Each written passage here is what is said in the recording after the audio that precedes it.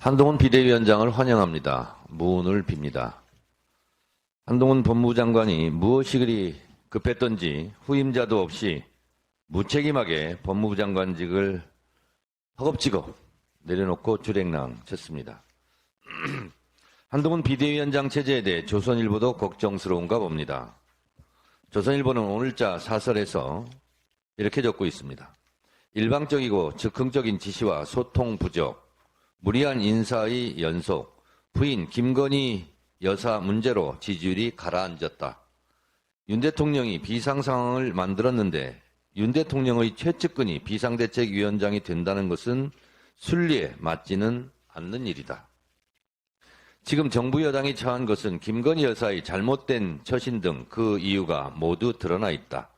그런데도 해답이 일절 나오지 않고 반대로 가니 국민이 실망하고 분노하는 것이다. 후략.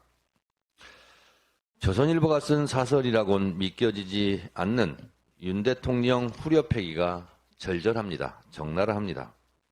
한동훈 비대위 체제의 성격과 방향을 추론해 봅니다. 첫째, 칼질 비대위 성격이 짙습니다.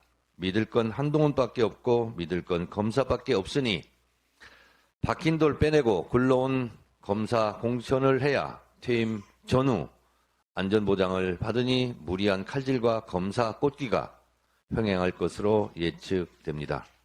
칼질을 하려면 한동훈 본인도 칼날 위에 서는 겁니다.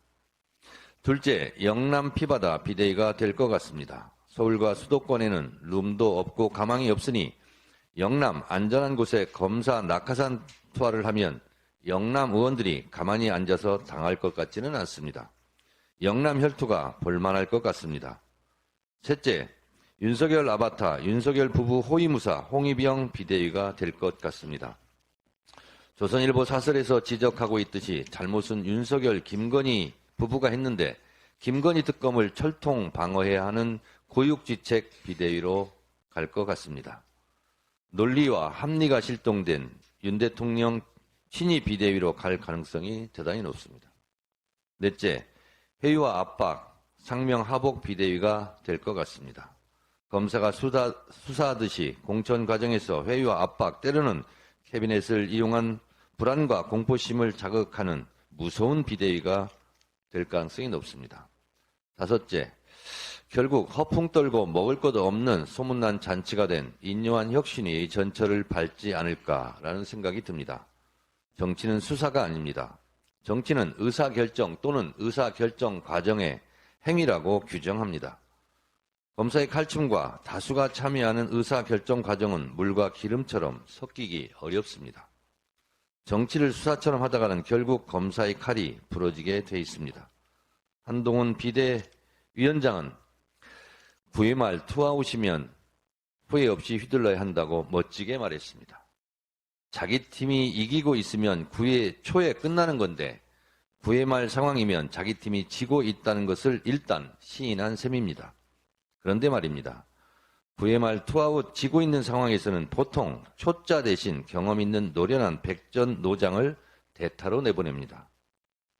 대타로 초짜 연습생을 내보냈다가 헛스윙 아웃되고 경기를 망치면 감독도 경질될 수 있다는 점을 알아두기 바랍니다. 윤석열 정권이 다급하긴 다급한가 봅니다. 찾아도 없으니 한동훈을 등판시킨 것 같은데 미천이 다 드러났습니다. 사람이 그렇게 없습니까? 한동훈 비대위원장이 한동안 언론 띄우기에 취할 수는 있어도 긴 시간 순항하기는 어려워 보입니다. 세상의 모든 길이 처음엔 길이 아니었다는 한동훈의 말이 맞긴 맞습니다. 그러나 여럿이 함께 가야 길이지 우격다짐으로 혼자 가는 길은 길이 아니라 골로 가는 길임을 명심하기 바랍니다. 한동훈은 윤석열 정권 심판의 총선에서 또 하나의 관역입니다.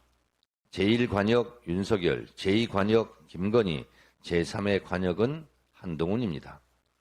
국민의힘의 고마운 사람일지 민주당의 고마운 사람일지 국민들이 평가하고 심판할 것입니다.